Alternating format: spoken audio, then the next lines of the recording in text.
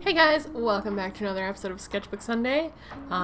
Life for me, because if you watched my last video, had a bit of a storm last Friday and it kind of completely threw off everything for me. So yeah, now everything's back to normal, back to your regularly scheduled videos.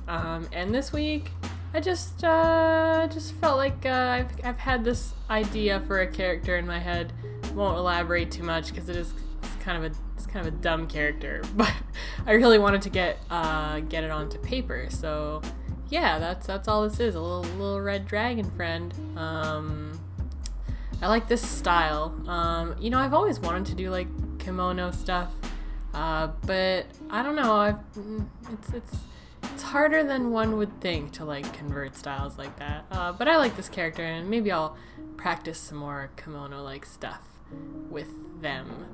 But yeah, that's about it. There'll be a normal video on Wednesday, a full painting as per usual.